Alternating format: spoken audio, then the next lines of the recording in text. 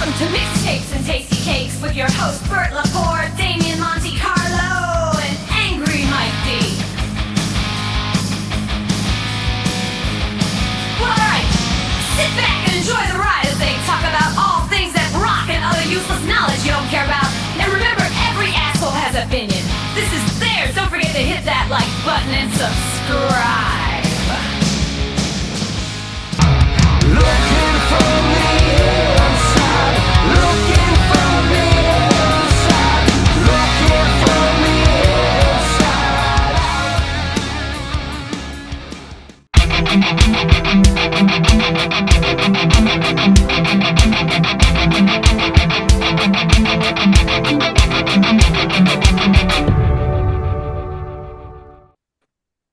All right, we're back. Another episode of Mixtapes and Tasty Cakes. This one we're doing a review of first Foo Fighters record, which came out 30 years ago, which is pretty crazy. Jeez, People man. still, I know, still think of them as a new band, right? yeah, everyone says, "Oh yeah, new bands, Foo Fighters." Yeah, they've been around 30 years.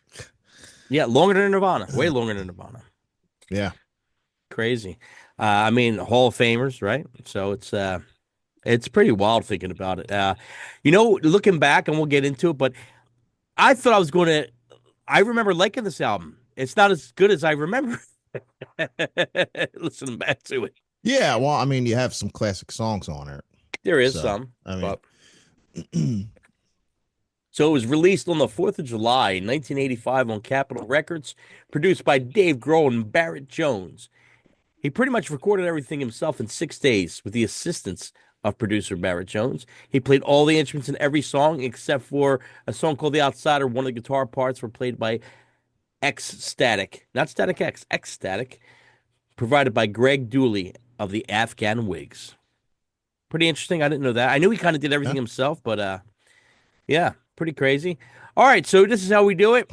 We take the record, we take all our numbers and combine our ratings, and we take the combination of the rating, and it starts from the last to the best. So our least favorite to our favorite song. So here we go. We're going to start off with 12 songs on this record. We're going to start off with number 12. Coming at number 12, Weenie Beanie. What do you got there, Damo, for the Weenie Beanie? Weenie Beanie. This is kind of like a punkier, kind of like noisier kind of tune. I thought it was pretty cool. I mean, even though it came in last, I gave it a 7.3 out of 10. You gave Weenie Baby a 7.3 out of 10. That's a pretty good score for that. Mike D, what you got? Probably could have gave it a little lower. I gave this a 5, though. It just screamed demo sound to me. It just, I don't know. In the days of CDs, man, like, it's just a shame because they cram so many songs on albums that just shouldn't be there. This is probably one of them. Yeah. Weenie Beanie. I gave it a 4. Yeah, man. I gave it a 4. A noisy intro, kind of cool, but noisy intro. I'm not a fan of the whole distorted vocal thing. I really ain't. Too much noise for me on this one. The music's cool, but the vocal kind of ruined this one for me. My least favorite song on the record, probably. It's probably a skip. If I was listening to this record, I'd probably just skip it. Coming to number 11, Exhausted. What do you got, Damo? Another kind of noise tune, I guess, as far as like the music, kind of like fuzzy sounding tune, with like a mellower vocal, I guess. It was okay. I liked Weenie Beanie a little bit better. I gave it a 7.25. I didn't think it was awful, but you guys probably think otherwise. So You gave it a higher score than I thought you would have. yeah. Mike D. Yeah, this probably shared this spot with Weenie Beanie. I think I like this a little bit better, though. It did have a little bit of cool riffs going on in there, but again, it just suffered from the bad production. And that's pretty much my thing for the whole album. Bad production. Exhausted. I gave it a 5, just slightly above Weenie Beanie. First thing that comes to mind, it's noisy. Too much fuzz. It's funny that Damien mentioned the fuzz. Too much fuzz for me. Yeah. Not too big on the fuzz guitar. Never was. Sleepy kind of vocals. There's some cool overlays in there, but this tune does nothing for me. Yep, I'm going to pass on the old Exhausted. Coming at number 10, Ecstatic. What do you got, Damo? This was my least favorite one. Definitely kind of seems like a typical kind of like filler song. It was really nothing that really grabbed me on it. Yeah, just 6.5, which is lower score I gave anything on this album. I'm surprised. I really am surprised that your scores were as high as they were, Dame. I didn't Yeah, expect it. well, you know, I look,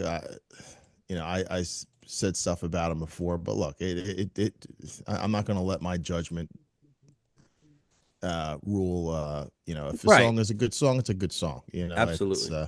And there's a reason why they've been around forever, because they have Good songs. Yeah. loads of good songs. So this is, look, you got to think this is the first album he did on his own. Coming out of Nirvana, which was basically just kind of like they were like a punk band. I mean, it's not, this is going to have like a $10 million production. It's sort of sound like he's been in punk bands all his life. It's going to sound Yeah. like a punk record. I mean, it's night and day compared to what they sound like now. It's night and day. Yeah, they kind of turn into something The, else. the second album was a lot. Really, yeah, the second album. Yeah, Totally. you could see the growth. Yeah, absolutely. Mike, what do you got for Ecstatic? Ecstatic. I have a 5.5 on this one. Again, it was like a bad muddy mix, bad production. And look, I understand like it was his first one. He did it himself in 6 days. I understand that. But I don't know. I think for some reason I don't think the production is bad at all. I think the I think it's what they were production shooting for. I think it's a good sounding album. It's just a no frills. I just It's garagey. It's very garagey. well, I mean, I went and I did a little reading on it too. So like he was afraid of his vocals and stuff like that. So he, instead of even just doubling them, he quadrupled them from what I read. Yeah, it was probably insecure. So Sure. I don't know. I mean, I'm not ripping Dave at all. I mean, Dave does some really good stuff. This is just, I feel like this album kind of could be forgettable, or I actually like to see him redo it because there is actually some really good songs on it. But I don't know. This was a tough listen for me as a whole. Okay, Ecstatic, I gave a 6.25. The open guitar reminds me of the Ramones. Cool drum part before the verse. It's okay, but definitely a filler track in the album. Coming to number 9, Oh George. What do you got, Damo, for Oh George? I liked it better than the previous 3 songs that we did. I thought it was decent. I gave it a 7.5. Okay, Mike D. Oh George. I'm just going to give my scores unless I have something different because everything's the same in my notes pretty much. I gave this one a 5.25. Okay, Oh George, I gave a 7.2. Like most of the record, the vocals are very linear with good melody, though. There is good melody in there. The vocals could get a little boring, though, on this one. The song's kind of just there, but I do like the little guitar solo parts. I kind of thought they were really cool. There's a lot of neat stuff in these songs, Coming in number 8, Alone plus Easy Target. What do you got, Damo? Yeah, I thought this was a pretty cool tune. Kind of had like a Nirvana-esque chorus. I gave it a 7.75. Okay, Mike D. Oh, I gave this one a 5.5. And I will say, I just went back again tonight and listened through a little bit of it. And I probably could have bumped this up at least to 6.5. But okay, Alone plus Easy Target. I gave it a 7.25. This is one where I like the noisy garage part in it. Especially the part that opens up. The tune's pretty good. I think it's a pretty good tune. Nothing really pops out as wow, but it's a good deep cut. I think it's a good song. Coming in number 7, Floaty. What do you got, Damo? Yeah, not that bad of a tune. I mean, not one of my favorites on the album. I like the last song better, but yeah, I gave it a 7.25. Mike D. this is an all right one. I gave this one a 6. Floaty, I gave a 7.4. It starts off with some acoustic guitar into a drowning vocal melody. It has some cool changes in it, and the chorus is pretty good. I think the chorus is pretty good on this one. Overall, the song Floaty fits the title. Kind of just floats there. It's not bad, though. Coming in number 6, Good Grief, Damo. Yeah, so far out of all of them, I like this one the best out of the 6 that we've reviewed already. A kind of high energy kind of tune. I gave it a 7.5. 5.85. Okay, Mike D. I'm hitting down with a 5.75 on this one. Wow. Good grief. Yeah, good grief. Really 7.10 for me. Really cool opening to the song. The vocals are still a bit linear for me, but the little guitar overlays make the song kind of cool. I mean, the drums and the overlays are really the cool parts of the songs. Yeah, that's what I got for good grief. Coming to number 5 for all the cows. What do you got, Damo? Uh, my second least favorite song on it. I didn't really care for this one too much. It was a little boring until the chorus comes in and then it gets boring again. I gave it a 7. I probably should have gave it lower than that, but 7 is what I gave it. Mike D. Gave this one a 6.75. I thought it was a cool little song in there, a little break in some of that fuzz guitar and everything like that. Kind of reminded me a little STP a little bit, like one of their kind of goofy songs. Yeah. Yeah, for all the cows, I gave it a 7.3. A bit of a quirky tune. I like the vocal and melody delivery on the verses. His voice sounds good. I think it's a decent chorus. I think this one's pretty good. This is what I would put in the mixtape. I'm good with this one. Coming in number 4, This Is a Call. What do you got, Damo? I think it's a great opener. Definitely one of their classic songs. Probably one of the better ones on this album. Actually, I think, in my opinion, it's the best song on the album. I gave it an 8.25. Okay, Mike D. Yeah, I originally gave this one a 6 on here. I probably could have gave it a little bit higher on this one, maybe 7, 7.5. It probably is closest to the best song on the album. Yeah, This Is a Call. I gave it a 7.5. This tune has some real raw garage vibe and in a good way. The vocals are pretty good, good melody line. I like the heavy beating drums in this one. I like the double time in it. It's got a little edge to it. This one's got good opener. I thought it was a good opener for the songs that were here. Coming in number 3, Watershed. What do you got, Damon? I really like this one. Probably the most aggressive song on the album. And it comes in towards the end. Probably, I would have put it probably closer to the front end of the album. But yeah, it was because of the aggressiveness. I like it. I gave it a 7.75. Okay, Mike D.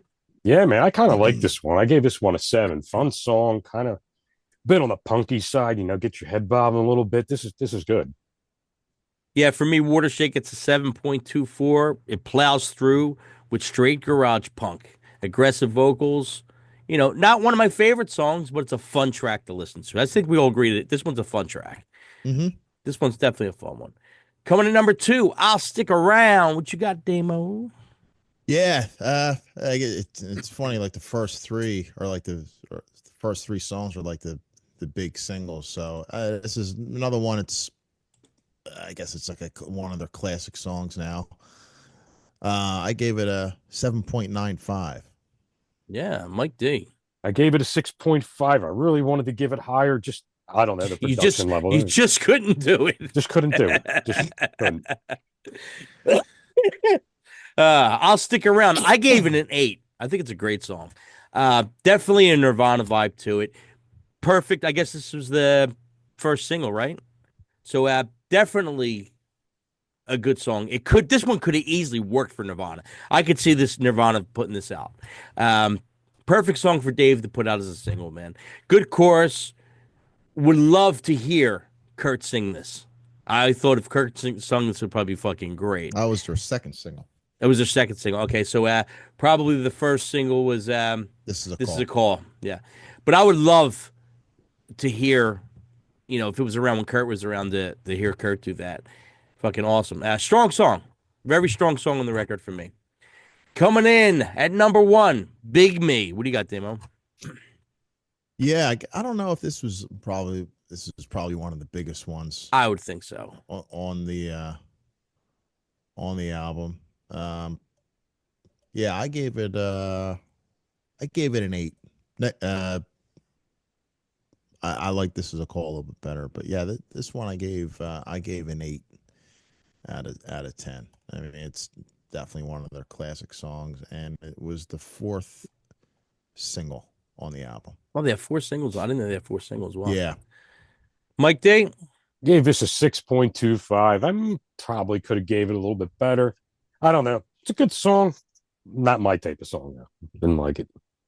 I gave Big Me an 8.5. I like the vibe. It reminds me of an oldie song. I like the melody. I like the vocal delivery. I think it's a good song. Short, sweet, right to the point. I think it's that. I mean, the singles they released could have all been hits. All, let's say four of them. All four of them were pretty damn good. So as we go here with the totals, Dame gave it a total of 7.529.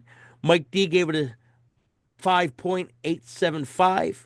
I gave a 6.874, and the total for the debut Foo Fighter records is a 6.76. Better than average. All right, let's go here to our final thoughts. What do you got, Damo? Yeah, this is really the first time I listened to this album. I'd never listened to it before. Never before? Never. Wow. Never. So I was coming in. I mean, aside from the singles, I never heard of any of these songs. But the reason why I started listening to it was because I think I saw the not the Foo Fighters, the Nirvana thing, the reunion that they did on Saturday Night Live With Post Malone, right? Yeah, and then I kind of went down like a the Nirvana rabbit hole. And Nirvana. yeah, Nirvana. and I did read that he let Kurt Cobain hear some of these demos, that he was kind of like scared to let him hear it, but it doesn't say which song he heard, or what. I'm kind of curious, to have known like what he heard and what he thought, but Yeah. regardless, I thought it was pretty cool, especially being a drummer, knowing that he did all this by himself, and you can only imagine like what he felt like going in, doing this, as after like being in the biggest band on the planet, just kind of like, and then he's like, Yeah, I mean, job now. Like, I was kind of reading that he was kind of like just took time off and he didn't really want to do it because he was with Nirvana for so long and he felt like he just couldn't do it anymore. But well, he didn't take too much time off because Kurt died in Yeah. in April '94, and this album came out like a year later, so it wasn't. It seemed like he pretty much got right to work on it. He probably and I think he had some of these songs Probably ready. I'm sure, yeah, record it. ready to go. Pre-production. So, but yeah, I mean, I can't Well, imagine. he probably took off almost a year, and then it only took what they said, 6 weeks or whatever it was to do, or something like that. Well, Or it 6 said that days, whatever it was. Yeah, he said he started working on this like in October of '94. That's when he started recording. Yeah. This stuff, So So he probably had the demos and then actually did the recording in 6 days, and that's probably what it was. Yeah, Um, yeah. Probably but- shop. Had to shop it and stuff Sure. like that. Sure. Mike D, final thought. final thought. I mean, hey, he did it all by himself and everything like that. It sounds a bit demo-y for me. I probably won't go back to this, even for the few good songs that are on there.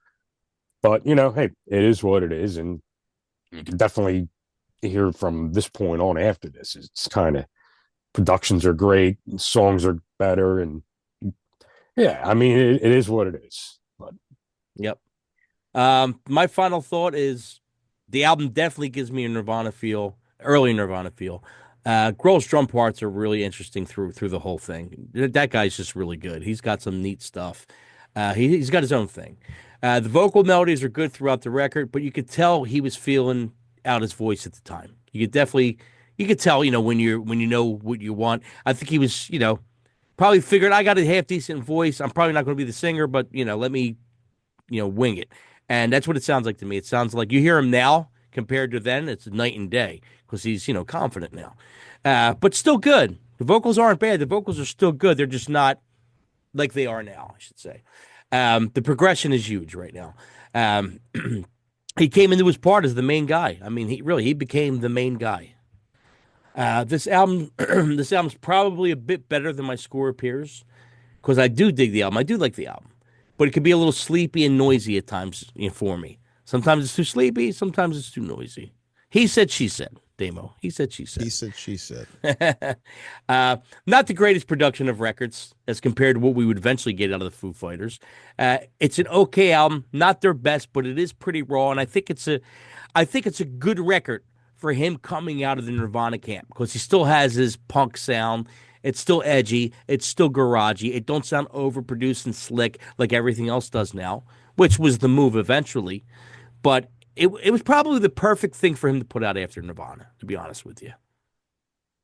That's the way I look at it. And now they're huge. The Foo Fighters are huge. Yeah, But one of the biggest bands on earth. by the second album, they hit with the Monkey Wrench song, and that's a hit. As soon as you hear it, it's a hit. You know it's a hit. You know? Yeah, so really good band. First record, did it all himself. They were probably all demos, like you said, and just figured, let me get something out while I could, and it worked. And now, they're massive right now. So, yeah, that's what we got for the Foo Fighters. Little bit in some news here. So, January and February for new releases have been pretty sleepy for us. Nothing really great that came out in January or February, at least not that I discovered. We didn't do really no review or nothing. But April, new Ghost comes out April. Oh, the whole album comes out? Yes. They put out a single this week called Satanized. Yeah, I listened to it a few times. Pretty good. Yeah, what's weird, and I'm a Ghost fan, but what's weird is that when I hear the newer Ghost stuff, like even the last record until now, when I first hear it, I'm like, I don't know. And by the fourth listen, I like it a lot. But it's always like, it catches me off guard always. I'm I'm always in that first stage. My initial hearing is, I don't know. It's good, but I don't know. But after the third or fourth thing, and then if there's a video, the video helps. Yeah, grows on you. Yeah, exactly. So yeah, I'm looking forward to that. I don't know who else is putting stuff out. I know we're waiting for a new Dorothy record. That's coming out soon too. Mhm. So we'll definitely be reviewing that. That girl's really good. Yeah, Dame. I mean, has anybody heard anything coming out? Nah, I have no idea. It's been a weird year so far. Last January and February, we had a bunch that came out. Like there was some stuff right out the gate. So this year, I guess we'll just wait and see. Still waiting to hear. They said in March we were going to hear about that they were going to release one of the Kiss box sets that's coming out, and I haven't heard nothing. We're in March already. I know it's coming, but I don't see nothing on Amazon. I don't see no release date. Yeah, I don't know. So it's weird. I mean, we're guessing it's going to be the Dress to Kill, something with Dress to Kill, and then in September it's probably going to be something with Alive. They're the Yeah, you two would hope, guesses. maybe. That's probably what it should be, but they're saying that some of the cool, there's some kind of like live thing it's going to be on this next box set that I don't know if nobody really has. It's going to be like a good surprise. So who knows? I don't know what it could be. How much did they do in that Dress to Kill? I don't know. Yeah, I don't know. We'll see. Time will tell. Time will tell. So yeah, mixtapes and tasty cakes, and we'll see you guys next week. Bye.